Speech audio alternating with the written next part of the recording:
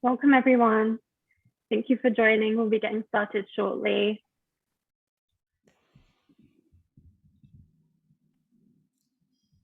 If you want to start putting where you're zooming in from in the chat, that would be great. It'd be lovely to know where you're coming from.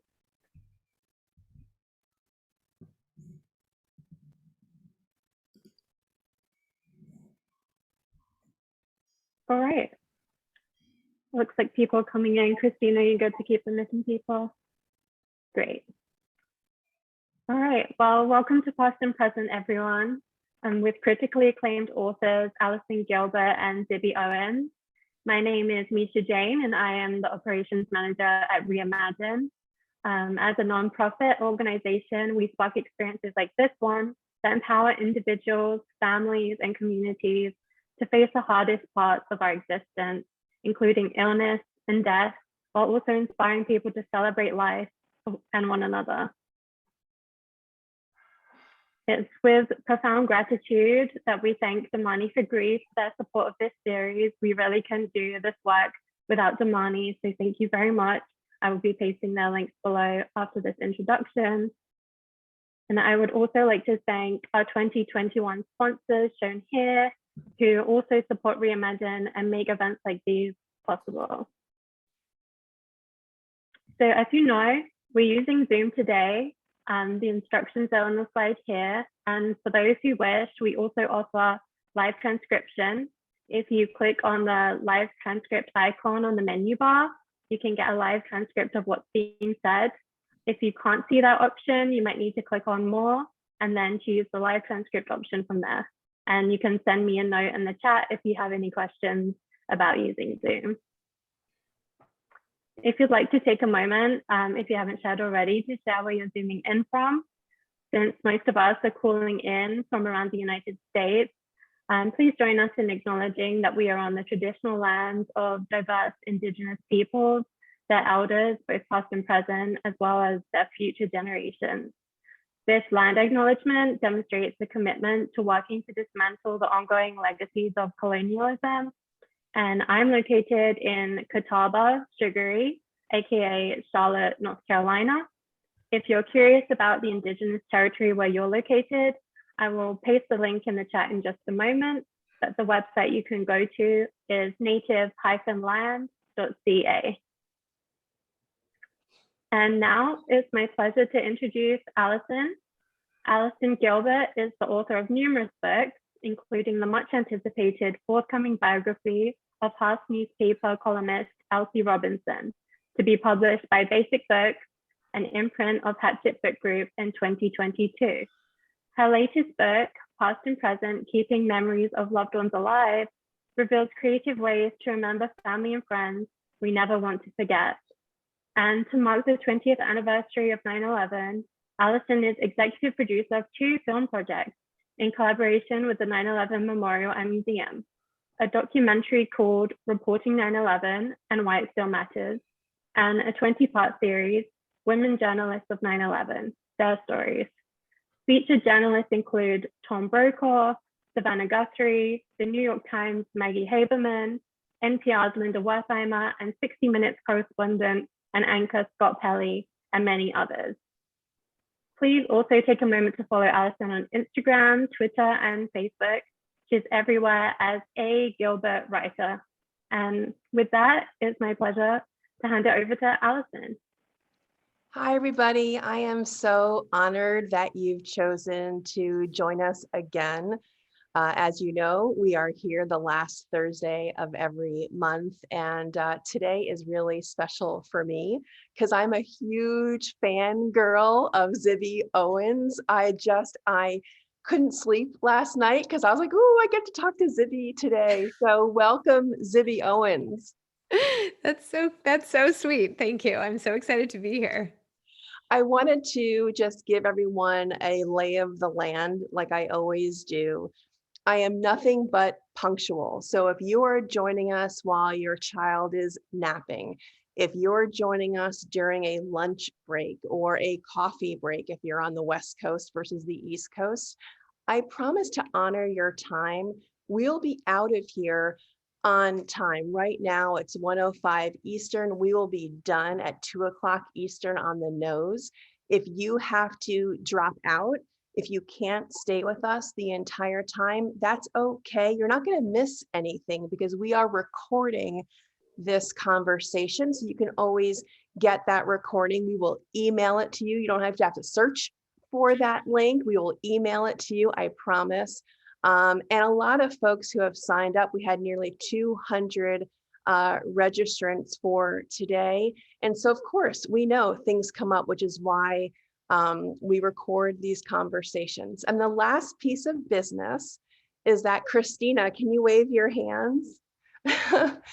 Christina is my right hand. What she is going to do is go through the chat. So while Zibby and I are talking, if there's a question that you have for Zibby, and of course you do, why else would you be here? Please put it in the chat. What Christina will do is go through the questions, see which ones kind of rise to the top in terms of quantity. If more people are asking a question about a certain topic, Christina will make sure we get that question to Zibby before the hour is done. And that way we can all feel heard, hopefully, and get our questions answered. So let me dig in and just also say thank you again to Domani for Grief. We are so grateful for your support.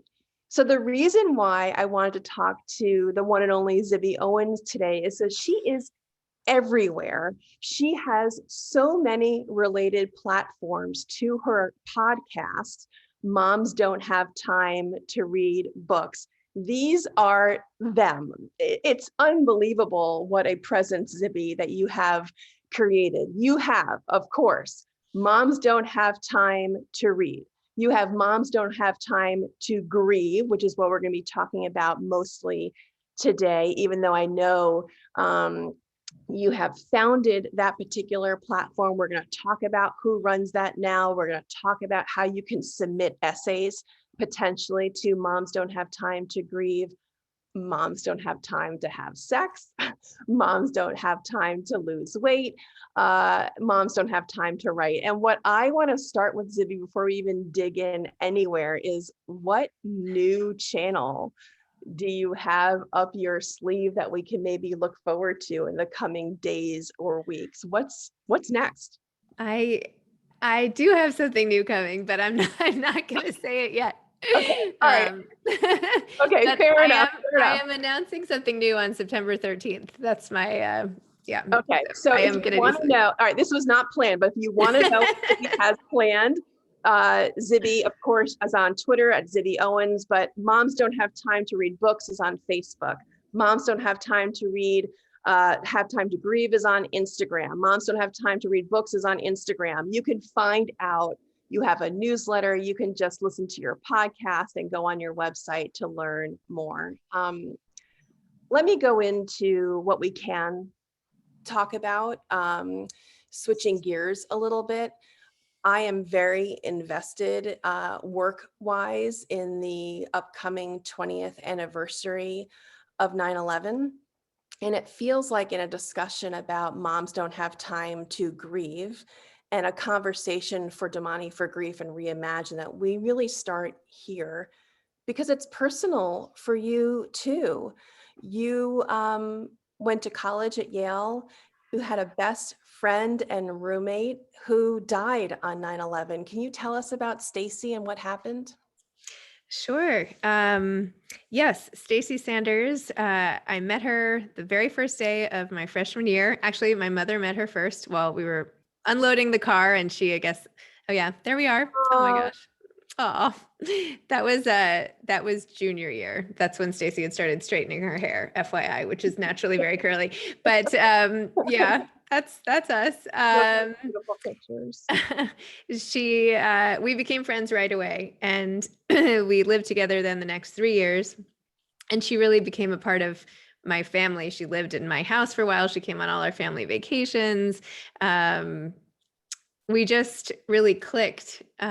She was much more, I was very shy And she was super outgoing and very open about everything, super confident. She was a rower. She had been to Andover, so she was used to being away.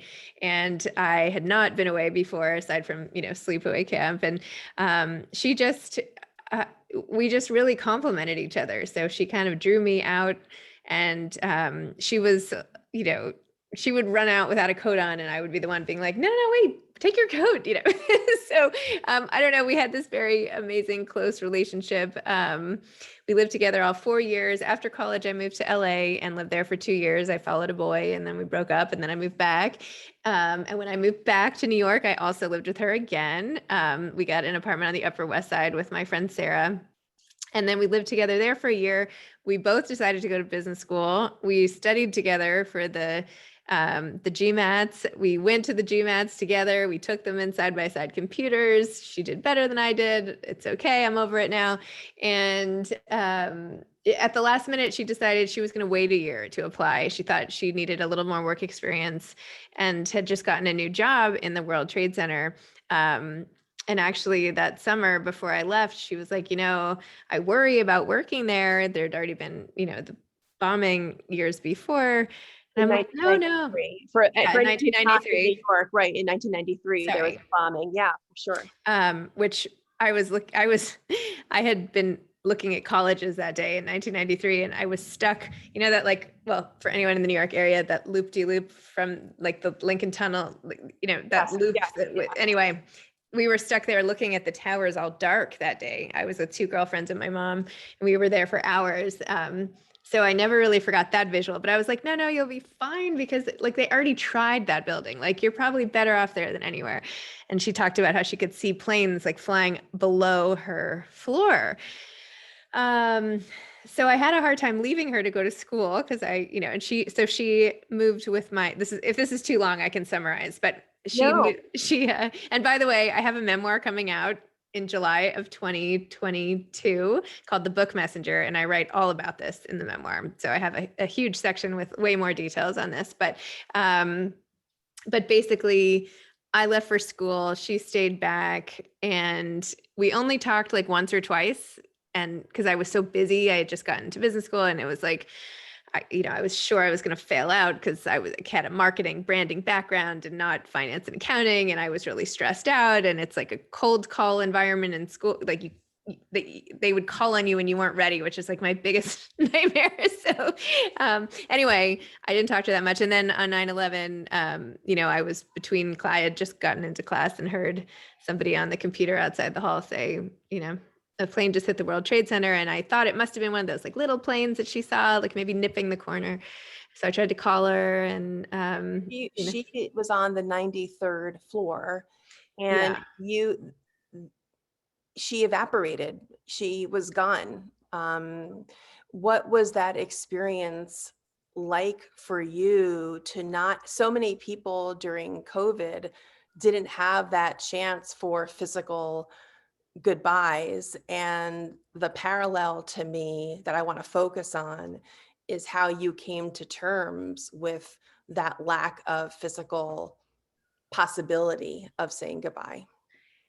Yeah, that was really, really hard. I couldn't believe it. It's hard for your brain to like catch up with the facts. How could that be? I mean, somebody who physically had been next to me for so many years. Yeah, I mean, I've never gotten over it.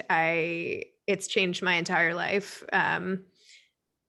I didn't think I thought maybe she had amnesia and we would find her, in the beginning. Like I kept thinking and hoping and searching and having her signs everywhere and all that. And of course she never came home. And I remember unpacking. So her parents were unable to cope with the aftermath. And so her other good friends and I packed up her apartment and like moved her stuff back into her parents' home. And then her mother asked me at some point to deal with all the stuff in the basement. And it's so crazy because I just did that same thing for my husband's mom here like a couple months ago.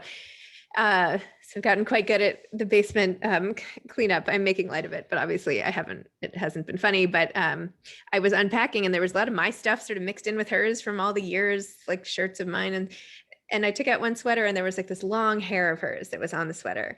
And I just remember sitting in her parents' basement in Connecticut and like the light was streaming in. I was holding this one hair up and I was just like, how can this be it? This is the only evidence. Like, how could this be it? Anyway. Well, that actually, the fact that you remembered that moment leads me to my next question for you quite remarkably, if you don't mind me shifting. You wrote this wonderful piece for Modern Loss and modernloss.com. Go check out this website. It's fantastic. And it was called, I'm reading it now if you see me looking away from the screen, 10 Lessons I Learned from My Friend's 9/11 Death. And one of the lessons of the 10 that you talked about, I'm going to talk about 2 of them, but one of them, here's what you wrote, Zibby. If you could get killed sitting at your desk, make sure that you do as much as possible to make what you're doing at that desk feel important. This was your tip about how to express yourself, that expressing yourself was really important. This is one of your 10 tips. Bring your unique set of skills, your oneness to a project. Write that children's book, learn to knit, start a blog, anything, I guess, I'm paraphrasing now, that could bring you that sense of purpose. And I'm wondering if that still holds true now that we're looking back so close to the 20-year anniversary of Stacy's passing. Yeah, that is how I live my life. That is what I think about every day. I think once you've had a loss, which I'm imagining many people here have had, although I can only see like 3 people at the top, but you live life differently after that. Things are clearer in a way, which has some positives in the way you live the rest of your life. Obviously, many, many negatives. I wouldn't, but I remember very vividly that summer after it happened. I was sitting at my desk at an ad agency. I was doing brand planning, which is the job I thought I wanted after school. And my account was Pepperidge Farm cookies, which I also would have loved because I love cookies. And I was just sitting there and I was like, I can't like dedicate my life to selling Pepperidge Farm cookies. Like I could get killed any second. At any moment it could be over. And I feel that way every day, a lot. So it took me a really long time, but I have finally found that thing that I can do and I can bring my unique self with. And I feel great every time I sit at my desk. And, it's amazing. But yes, I think about it all the time. I think about it all the time. I love the fact that you are carving out space for there to be a conversation. That loss, of course, you would never wish it. You want Stacy back. I want my mom and my dad back. We all have those wants of our losses, but I think on the flip side, it's how does that crystallize your priorities? How does it change how you march forward with your own life? And your second tip, by the way, of that Modern Loss piece, which you guys can find easily, maybe Christina or Misha, you can put that piece in the chat. And I love this too. Life is too short to be miserable. And here's what, Zibby, you said about that. I'm just going to read what you had to say. The realization that you can vanish without a trace, except for an errant strand of hair, which is what you had mentioned before, on a discarded sweater, reminds me to live in the moment. I've learned that you'd better figure out the root of what's making you upset. Brainstorm, get help, try medication, learn some coping mechanisms. That's powerful. It's powerful. It's powerful because there's a sense of agency to it, right? It's not being a victim of loss perpetually. There's a shift that it sounds like you're advocating, which is to take care of what comes after. Can you describe that a little bit? Yes. This is actually my dad saying, I have to say. He always says life's too short to be miserable, although I think he originally said it in the context of divorce. But anyway, it's true. We only get to do this once. I don't want to speak in like cliches here, but like, this is it. We only get it now. So it's not worth it. Like, there are things you can do. And I'm not saying that depression and all of that is not oppressive and hard to cope with. And I have coped with it myself and all the rest, but there are ways out, and it's up to you to get there. And I do believe that even though you don't feel equipped necessarily at the beginning, or maybe for some time, the clarity you will gain is enough to inspire you to then improve the rest of your life. Because why not? So I was literally just talking yesterday in a podcast. So my podcast is Moms Don't Have Time to Read Books, and I release one episode every single day with a different author. And now I'm trying to remember who I even interviewed yesterday, because I'm losing my mind and I have 4 kids and I don't sleep. But I was talking to somebody about grief yesterday, and I compared it at the end to like this, this is going to sound hokey, but like this beautiful tree, right? If you haven't had loss, like everybody goes around, you can still see the trees. But like once you have, you also start seeing all the roots, and they're very clear to you, and you understand a lot more about why the tree is there and the fundamentals and all of the other stuff. And so, you know, when you're supposed to water the tree, and so it's just a deeper understanding of life and the world. I love the idea that sometimes, of course, we position grief as happening to us, because it does. And then there's a sense of ownership that can happen post a loss, which is how we can move forward. And that is actually up to us. And I've written a lot about the kind of power of responsibility that comes to remembering our loved ones, to honor what they still mean to us. And that just comes with being proactive and taking those steps to make sure that you keep that memory of that loved one alive. Before we go on, let me just remind everyone who's joining us late, there are still some folks who are joining the conversation where you can keep tabs on Zibby. So Moms Don't Have Time to Read Books is this most incredible platform. Please do check it out. Facebook, Instagram. Moms, of course, don't have time. Well, not of course. Moms Don't Have Time to Grieve on Instagram. Zibby, of course, you're on Facebook and Twitter. So please check out what Zibby is doing. You're a book fluencer, a book influencer. What did New York Magazine say about you?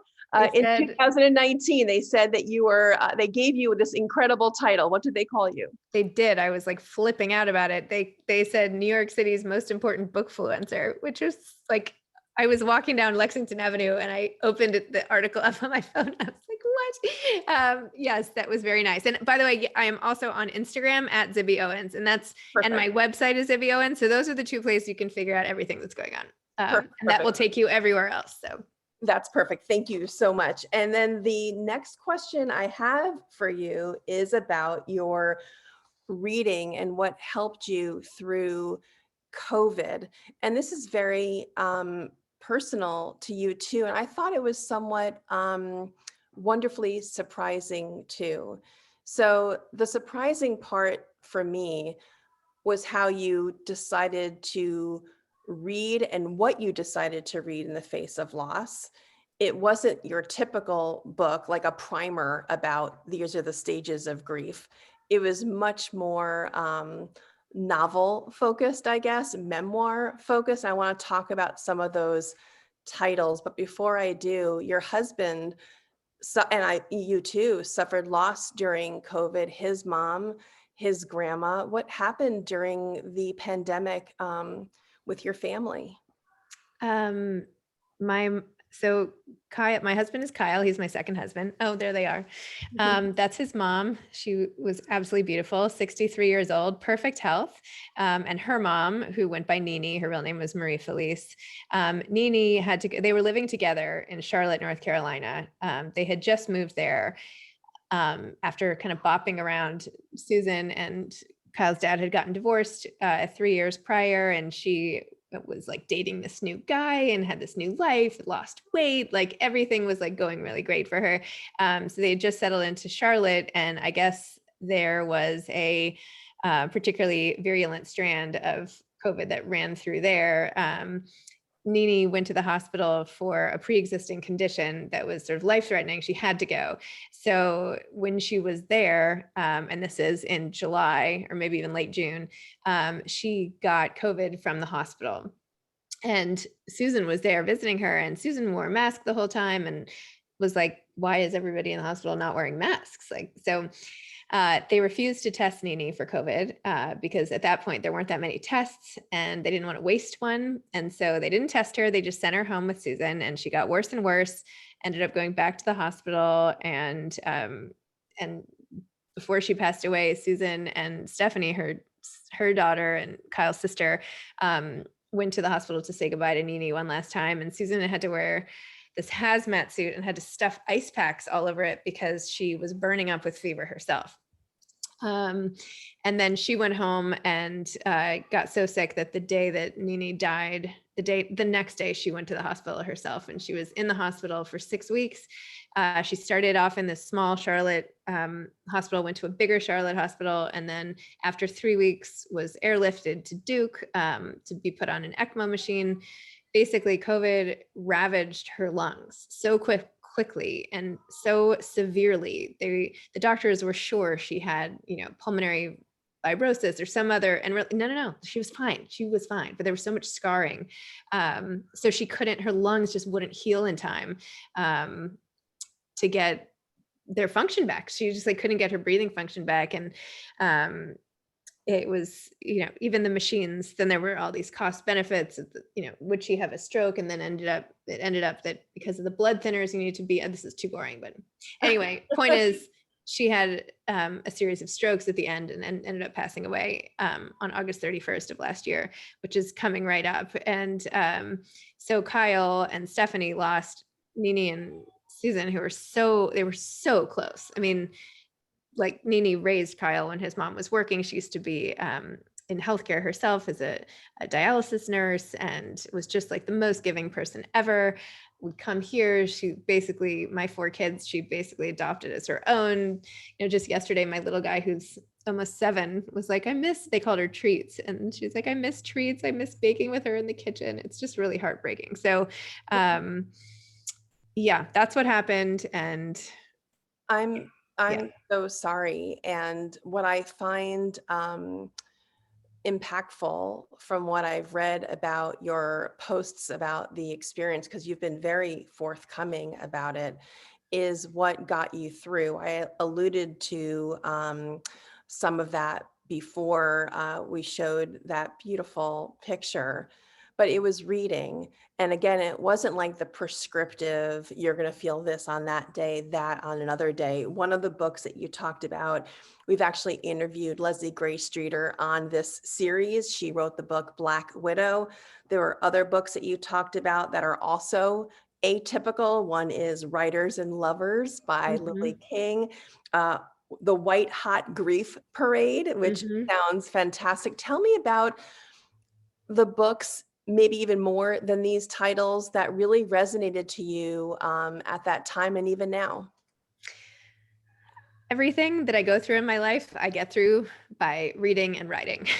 So I write about it. I write either in essays, or in this case, I wrote daily on Instagram, both for my own sanity and well-being, but also to update everybody else, because I didn't want that to continue falling on Kyle and Stephanie's shoulders. So I everybody was following the progress, which was very up and down. I'm glad now, looking back, I read what I had forgotten some of the stuff, even how right after she passed away, when the phone rang and I would, thinking it was the hospital, maybe they made a mistake, because every 3 hours we had to talk to the hospital for so many weeks. Anyway, but yeah, so I wrote and I read, and I was reading for the podcast, so I had some assigned titles because I cover 7 or 8 books a week, but I always love, I just love stories that transport me out of my own life and into someone else's. So a lot of times those are memoirs, because they instantly do that, right? And then there are some, a lot of novels do that as well. But for me,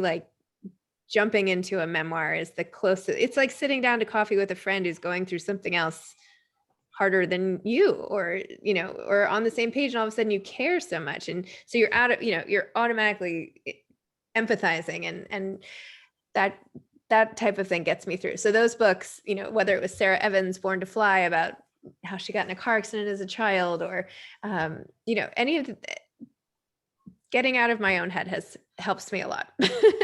There are two questions that come up for me about this. One is like grief brain. You know, we talk about how many of us can't focus. We don't have the stamina to kind of dig deep into really anything. You're just trying to survive in that moment. Did that experience happen to you at all? Did you feel like it was really hard to stay in a novel or on a memoir? It wasn't hard for me to stay in the books. It was hard for me to do everything else. It was hard for me to email and plan, and I still had to do all of the, like I was in charge of all the housekeeping stuff, right? Like the death certificates and the cremate, like all that stuff. And it felt like I was like walking through sludge. I'm normally really fast at everything I do, and I'm very efficient. And that's how I can do all these millions of things that I do. And I that's just been like my superpower, I guess. But suddenly I was like, wow, if this is how I could normally would operate, I don't know how I would ever get anything done. Like if this was, so I just felt like it was like cobwebs, right? Like, so it was definitely hard, especially the first couple of weeks. And it was made particularly more difficult because we had to quarantine ourselves because we had gone to Duke to say goodbye. I hadn't gone up because I was trying to be extra careful so I could be back with my kids. In the end, it ended up not mattering. So the three of us, Kyle and Stephanie and I, had to quarantine here for 2 weeks after getting back from Duke. So we couldn't see anybody. And that was just awful. So actually this anniversary this week, we're here in the same house where we were last summer when all this happened, and Stephanie she's like, I can't even go there. So we're all going to go to the city and be with her this weekend. And so I feel like it's a great opening. And before I open it up to the questions that have been populating the chat, to talk about one of the main topics that I think many folks wanted you specifically, Zibby, to talk about. You are just known for this quantity and breadth of work. Obviously, you have to be, as you've just said, quick and hyper organized, but moms don't have time to, begs the question. You have four kids. You have a very widely popular podcast. You have this burgeoning business of all these channels on this website. As you just said, you have a memoir coming out. You also have a children's book, Princess Charming, best title ever. You have all of these projects going on. So how do you make time for grieving, specifically making time to remember Stacy now 20 years after, when 9/11 is approaching? How do you make time for your own well-being when you're busy parenting and being an entrepreneur? I also have an anthology coming out November 2nd called Moms Don't Have Time to Have Kids. Just shameless plug for that as well. How do I find, for me, writing the memoir was how I dealt with the anniversary of this coming up. I mean, I have spent the last 6 months or so back in that time and reliving it and writing about it and editing it. Even last week, up until Friday of last week, editing it again. And I'm in it. I'm in those moments, and that is well-being for me. I don't need to sit with a candle, or that doesn't do it for me. For me to feel better or get something out of something is by doing it, by doing something. I don't relax by sitting still. I relax and feel at my best doing stuff and being creative and contributing and connecting with what I'm doing. So, but yeah, I don't have a lot of time. I don't get a lot of sleep, but that's okay, because I feel that I have this really important mission. And right now I feel like I've I don't I'm a phone that just like got onto the right charger or something. Like I'm going into like overdrive, right? Like things have all finally aligned from every area of my life, personal, professional, like all these random jobs. I'm like, I have such a bizarre career. I don't even know what I'm doing. Everything has now led me to here. And I finally feel like I can help people the way I've wanted to all along, and that I can finally reach the people I wanted to reach. And all those times when I would like sit crying alone in my bathroom being like, I know I'm not the only one who's feeling like this. Like I need and I would write an essay about it and then no one would read it. I wouldn't know what to do with it. And now I feel like finally I'm getting the word out. So it's very inspiring to me to keep going. It sounds like your piece has come from authenticity and to make sure that what makes you happy is aligned with what you're now doing professionally. And that sounds like you're in a very good spot to allow yourself to do the work that has helped you heal and also be fulfilling. Mm-hmm. Yeah. I feel like that's an inspiring thought to take away. I know in some of my work, I've talked about giving grief 100% of your time. Not always, clearly, but it's almost like if you need to take a sick day, you can take a grief day or a grief afternoon. If you want to spend time when you're so distracted by the kids or your parents or work, and the multitasking isn't allowing yourself to be in that space. And sometimes you want to marinate in that loss. You want to read old letters. If you don't have the opportunity to be a professional writer like you, Zibby, or me, and so writing is not part of your day, writing for a platform like Moms Don't Have Time to Grieve, which is on Medium, right? It's part of the Moms Don't Have Time to Write. Would that be a good place for folks to vent and write something that maybe could be thoughtful and helpful to others, do you think? Yeah, of course. Yes, I started Moms Don't Have Time to Write. It's on Medium. We have all sorts of personal essays. And Sherry Puzzi on my team runs Moms Don't Have Time to Grieve and the associated Instagram account. She's amazing. And once a week, we release a grief-related essay. You don't have to be a published author. That's not what this is about. It's about sharing stories, and the writing should be good. Don't get me wrong. You can't like send in something terrible, but that's really what it is. It's sharing those moments, how you got through, something you learned, all of that. I mean, everybody has a story, and especially everybody who's lost somebody, which is almost all of us at this point. So yes, I think that's a good way for people to give back, connect with people who are already interested in that topic.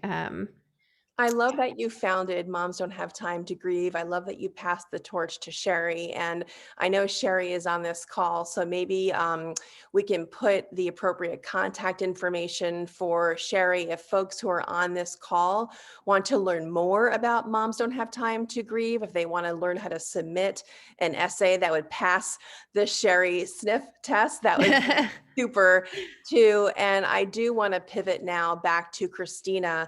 It is 1:38 here in New York. We have about 20 minutes to answer as many questions as possible. And so Christina, I would love you to go through the chat and let us know what's kind of percolated to the top for Zibby.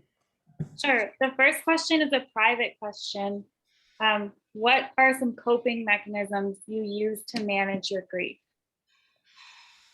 I ate a lot. Do they have to be good coping mechanisms?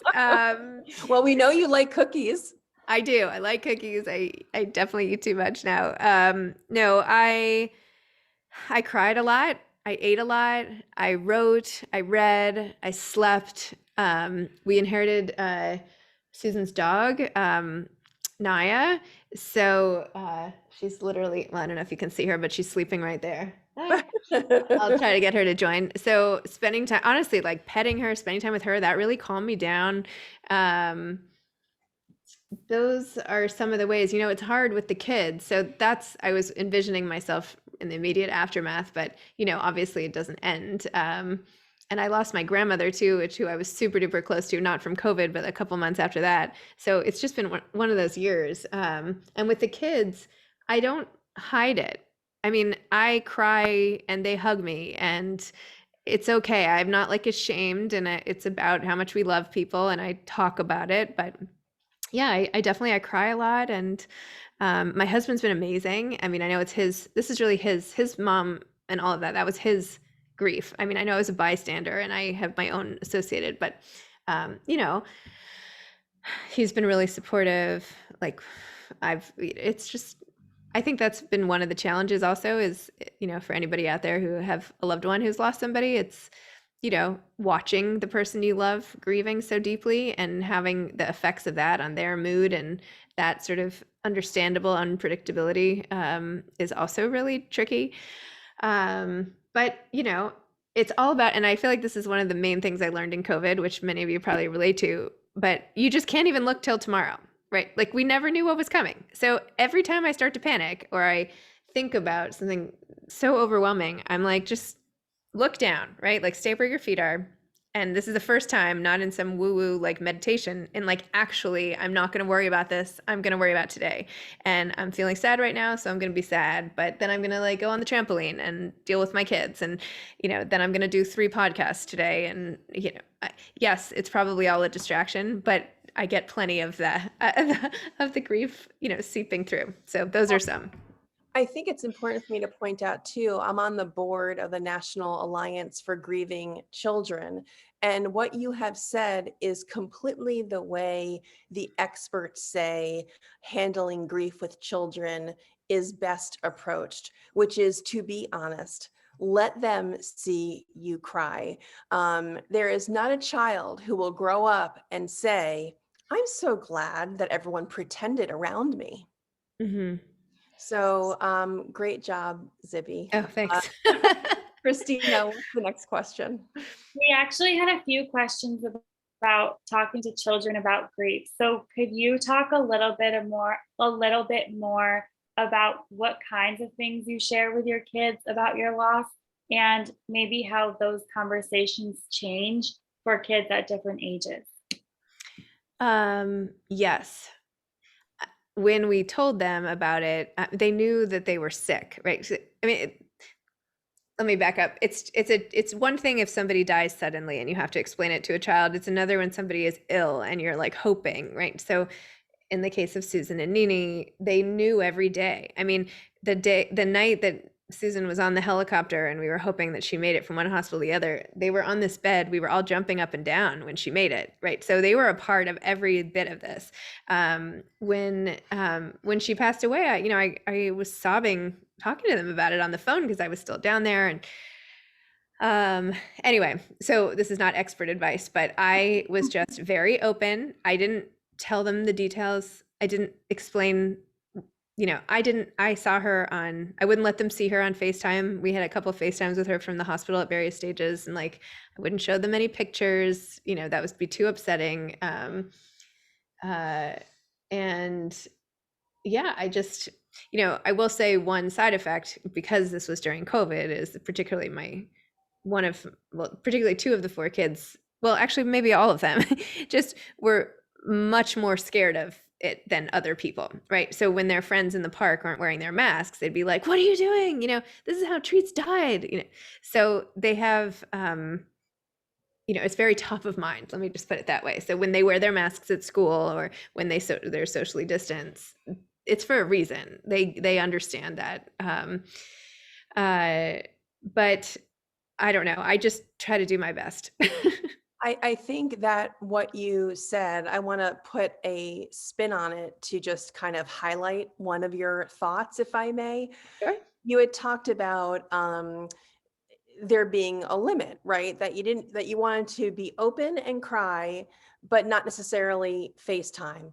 Open and cry, but not maybe show a picture, right? So you were careful based on the needs of your own kids and their ages. And when you talk to grief experts, that is exactly what we are supposed to do.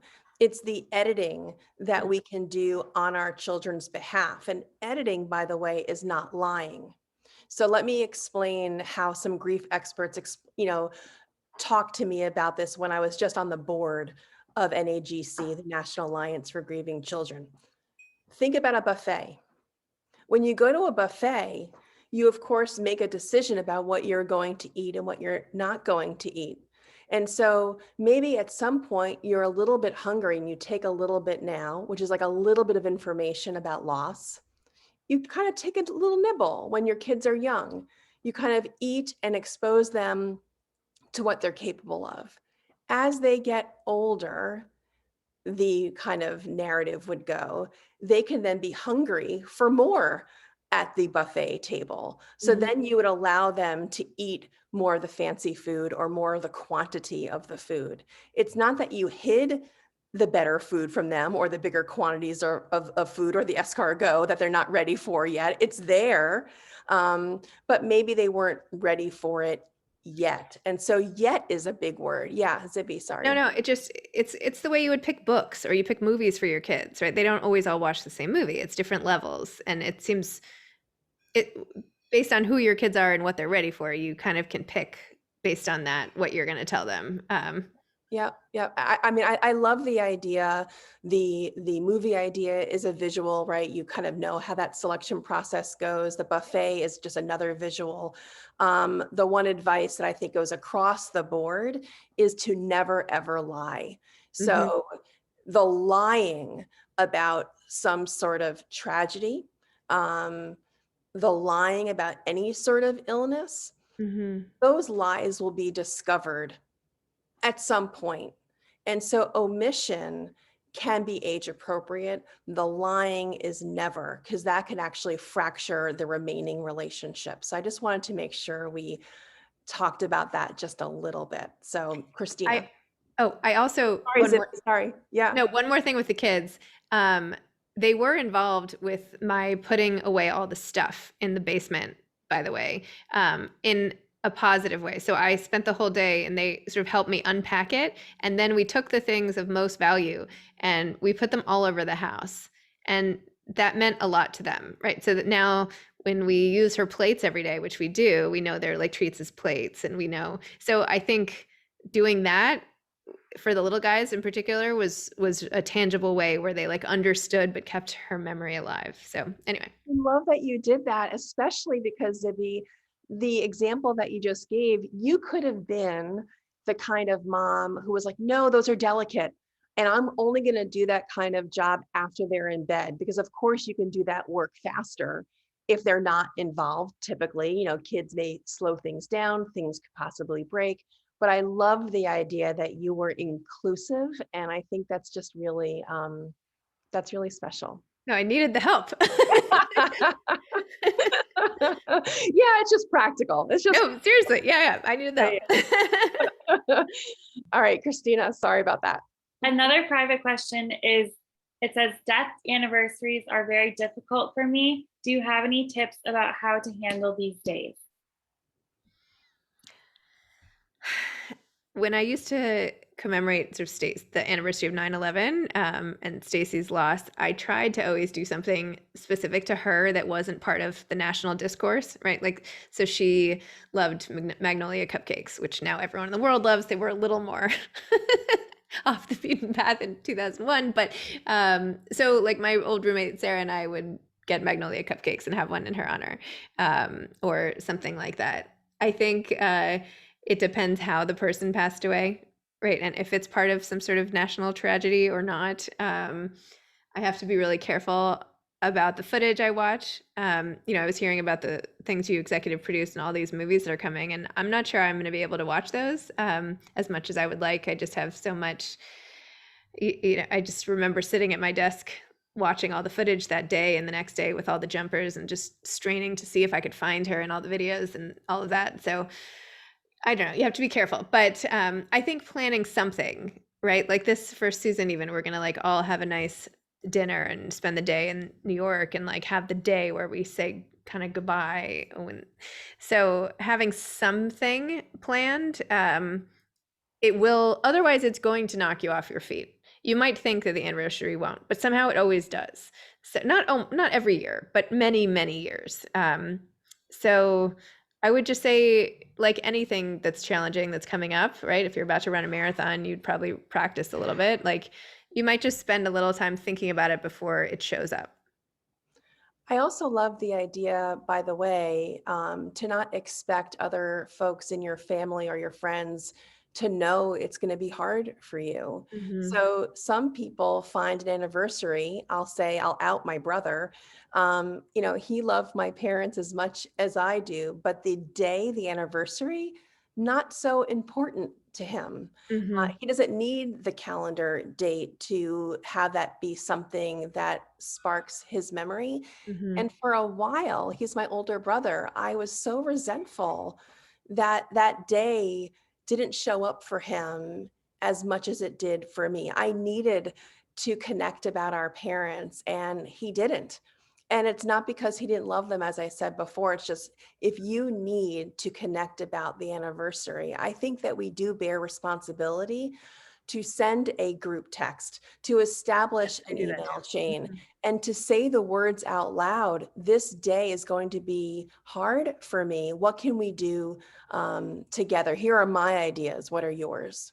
But I also like celebrating the person's birthday. I mean, that's always a big day too. It almost more so, not upsetting, but just, that's the day where that's very meaningful. That's all. Yeah. And I'll just say, I know we're nowhere near the holidays, but for Hanukkah, after my parents died, we're Jewish. And I'm like, yeah, of course my parents would have given me 8 presents. Every night they would give me a present. So I'm just going to go out and buy myself 16 gifts. There you go. Why not? Anyway, Christina. Next question we have is, how do you handle dealing with grief at different rates than your loved ones?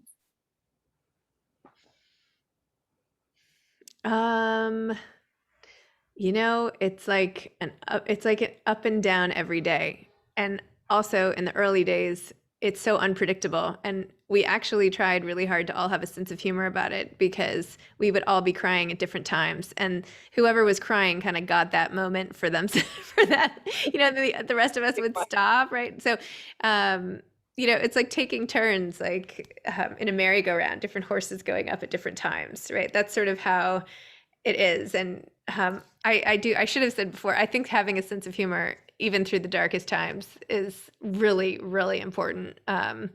And we had a lot of laughs, even though we were, especially like those first 2 weeks or whatever, like we laughed a lot. We laughed at some of the ridiculous situations, and we cried a lot, but we also laughed a lot. So I think it's okay to laugh a lot, and it can be really helpful. So. And I think the sharing can beget laughter too. And I think that Domani for Grief has a Facebook page where folks can post and share and talk and communicate and commiserate. That's a really great platform. Of course, we've talked about Moms Don't Have Time to Grieve. And Sherry, I saw in the chat, by the way, put in how to contact her. She put in the submission guidelines. So if you do want to share, I think that the information has been posted in the chat. Christina, you and I will make sure that when we send out the follow-up email from today's event, we will make sure that we repeat that information. So if you can't write it down right now, again, don't worry, we have it handled. We'll make sure that you have that information for sure. You should also include Sherry's essay, which she just wrote about anniversaries, which is very timely because of her own brother's loss many years ago in August, and how she's coping with that. So that's on there now. That came out a couple days ago. So. Oh, Sherry, will definitely. Thank you, Zibby. Thank you for doing that. I want to wrap up just by reminding everyone of all that you have going on. You mentioned that November 2nd of this year, Moms Don't Have Time to Have Kids. Pre-order today. You can pre-order it right now while we're still on the Zoom. Go ahead. Please do tell us about the book. Moms Don't Have Time to Kids is hilarious. Great, amazing title. It's 60 essays or 50 essays by authors who have been on the podcast, like Lily King, who I mentioned, and many other. But they're original essays, right? Original essays. Rehash. No, brand new. No one's read them. They're really great. I love that. And they're about 5 different areas of life where moms don't have time, including sleep, seeing friends, getting sick, writing, and losing weight. So, oh, thank you. There's a chat.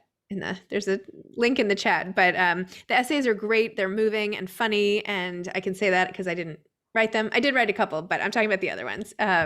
They're and you can read them in a couple of minutes each. So just like keep it in the car or something. Yeah. I love that. So that's November 2nd. And then in April, on April 19, 2022, you're going to have a children's book come out. And again, I said it before, the best title ever, Princess Charming. Tell us about the audience for that book. How young is the intended audience? They're saying 3 to 6, but I think it's a bit older than that. It's about a girl. I think it's actually more like 10 because it's about a girl who can't find her thing.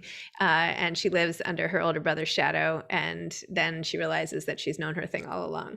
That's going to be part of a series, right? It's not just one and done. Yeah, there'll be another one soon if I get write it.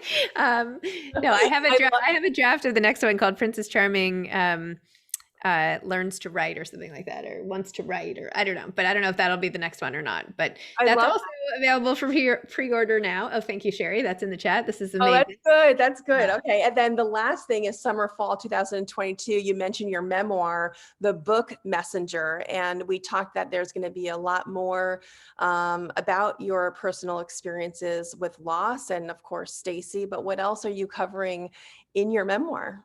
Oh, it's good. It's going to be juicy. It's about my divorce and remarriage, and I married my tennis pro. And anyway, it's good. Yeah, it's got a lot of good stuff, but it also has a lot of sad stuff. But it's my life. I've had this crazy life, and I've had a lot of loss. And it's a mix of loss and finding my voice, and also the books that helped me through at every stage. So in every chapter, I interweave a bunch of the books I was reading at the time.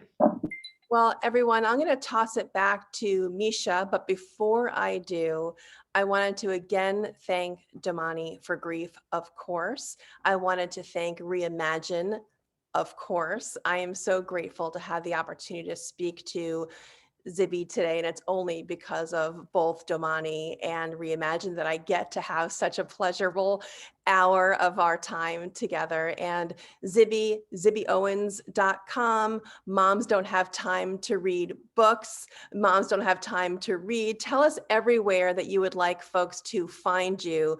And then I'll pass it on to Misha to wrap us up today. Again, I am so grateful for your time.